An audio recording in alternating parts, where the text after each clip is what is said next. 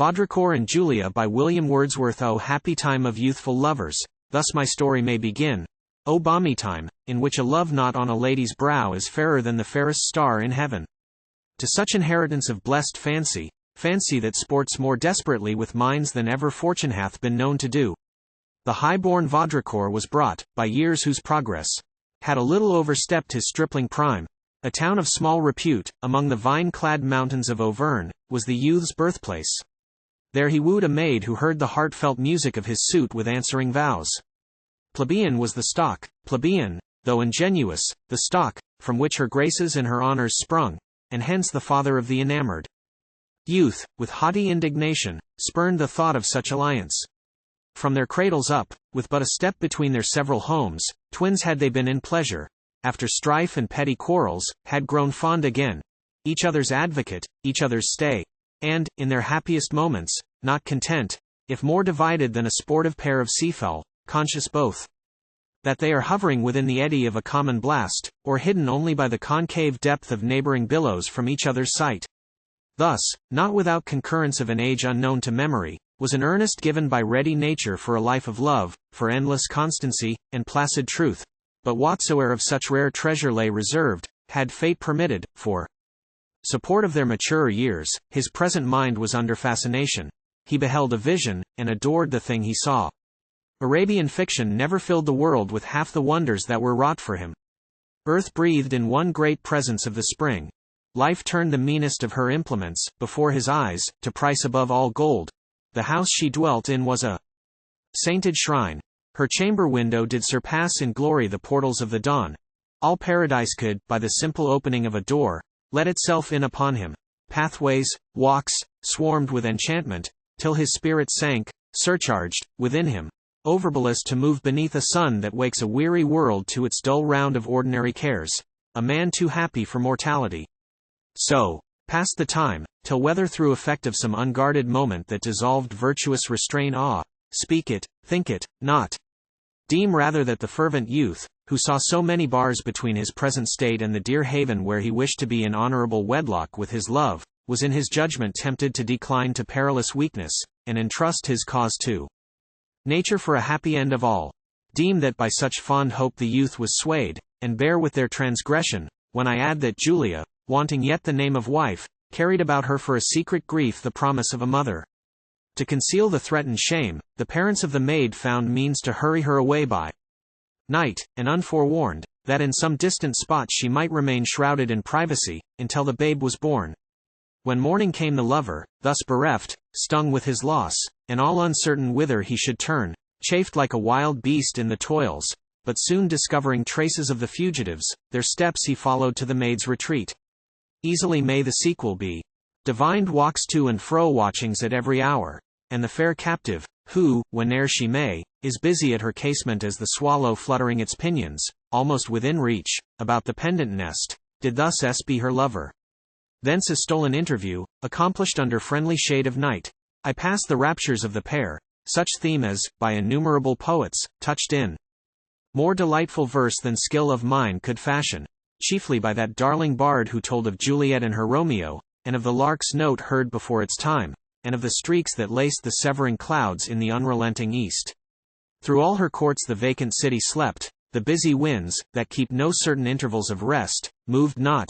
Meanwhile the galaxy displayed her fires, that like mysterious pulses beat aloft, momentous but uneasy bliss. To their full hearts the universe seemed hung on that brief meeting's slender filament.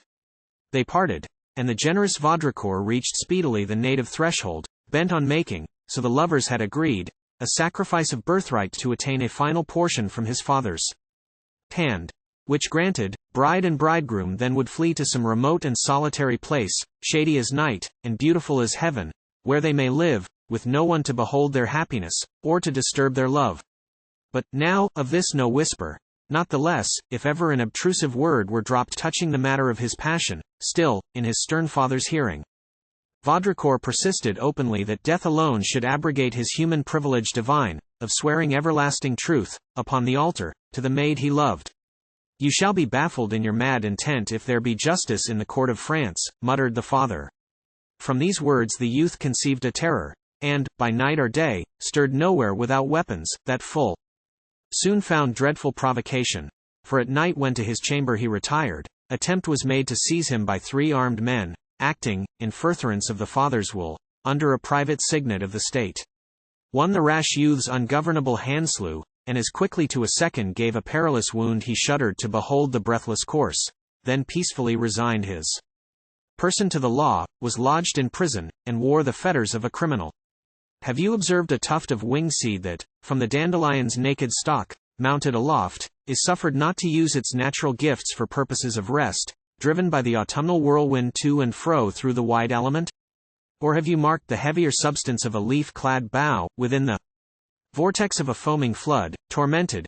By such aid you may conceive the perturbation that ensued. Ah, no! Desperate the maid, the youth is stained with blood, unmatchable on earth is their disquiet. Yet as the troubled seed and tortured bough is man, subjected to despotic sway. For him, by private influence with the court, was pardon gained, and liberty procured, but not without exaction of a pledge, which liberty and love dispersed in air. He flew to her from whom they would divide him, he clove to her who could not give him peace. Yea, his first word of greeting was, all right is gone from me. My lately towering hopes, to the least fibre of their lowest root, are withered. Thou no longer canst be mine, I thine. The conscience-stricken must not woo the unruffled innocent. I see thy face, behold thee, and my misery is complete. One, ere we not? Exclaimed the maiden, one, for innocence and youth, for weal and woe?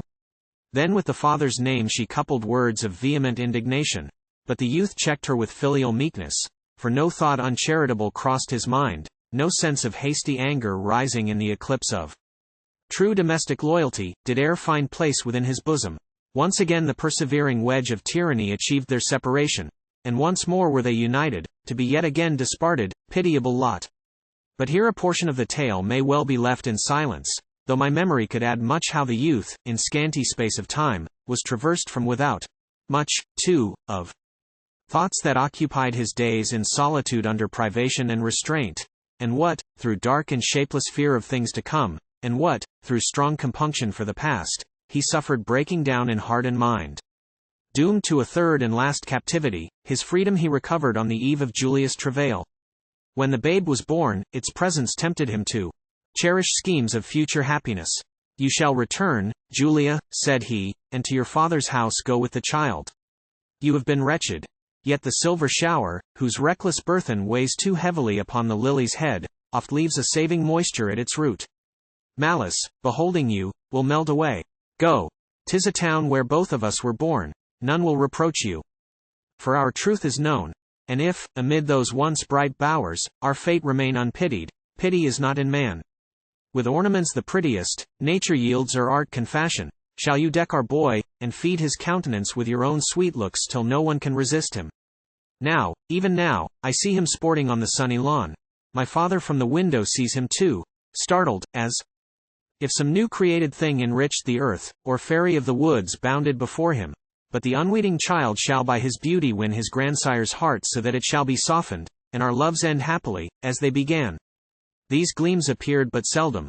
Oftener was he seen propping a pale and melancholy face upon the mother's bosom, resting thus his head upon one breast, while from the other the babe was drawing in its quiet food. That pillow is no longer to be thine, fond youth. That mournful solace now must pass into the list of things that cannot be. Unwedded Julia, terror-smitten, hears the sentence, by her mother's lip pronounced, that dooms her to a convent.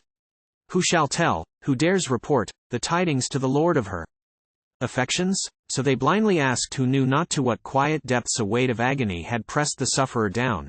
The word, by others dreaded, he can hear composed and silent, without visible sign of even the least emotion.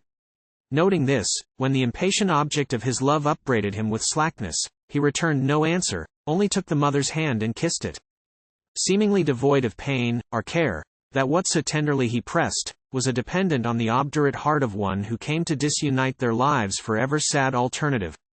Preferred, by the unbending parents of the maid, to secret, spousals meanly disavowed. So be it. In the city he remained a season after Julia had withdrawn to those religious walls. He, too, departs who? With him, even the senseless little one. With that sole charge he passed the city gates, for the last time, attendant by the side of a close chair, a litter, or sedan, in which the babe was carried. To a hill, that rose a brief league distant from the town, the dwellers in that house where he had lodged accompanied his steps, by anxious love impelled. They parted from him there, and stood watching below till he had disappeared on the hill top. His eyes he scarcely took, throughout that journey, from the vehicle, slow-moving ark of all his hopes, that veiled the tender infant, and, at every inn, and under every hospitable tree at which the bearers halted or reposed, laid him with timid care upon his knees, and looked, as mothers ne'er were known to look, upon the nursling which his arms embraced. This was the manner in which Vaudracour departed with his infant, and thus reached his father's house, where to the innocent child admittance was denied. The young man spake no word of indignation or reproof, but of his father begged, a last request, that a retreat might be assigned to him where in forgotten quiet he might dwell, with such allowance as his wants required, for wishes he had none. To a lodge that stood deep in a forest, with leave given, at the age of 24 summers he withdrew, and thither took with him his motherless babe, and one domestic for their common needs, an aged woman. It consoled him here to attend upon the orphan, and perform obsequious service to the precious child, which, after a short time, by some mistake or indiscretion of the father, died. The tale I follow to its last recess of suffering or of peace, I know not which. Theirs be the blame who caused the woe, not mine. From this time forth he never shared a smile with mortal creature. An inhabitant of that same town, in which the pair had left so lively a remembrance of their griefs, by chance of business, coming within reach of his retirement, to the forest lodge repaired, but only found the matron there, who told him that his pains were thrown away, for that her master never uttered word to living thing, not even to her. Behold, while they were speaking, Vaudracour approached, but, seeing someone near, as on the latch of the garden gate his hand was laid, he shrunk and, like a shadow, glided out of view. Shocked at his savage aspect, from the place the visitor retired. Thus lived the youth, cut off from all intelligence with man, and shunning even the light of common day. Nor could the voice of freedom, which through France full speedily resounded, public hope, or personal memory of his own deep wrongs, rouse him, but in those solitary shades his days he wasted, an imbecile mind,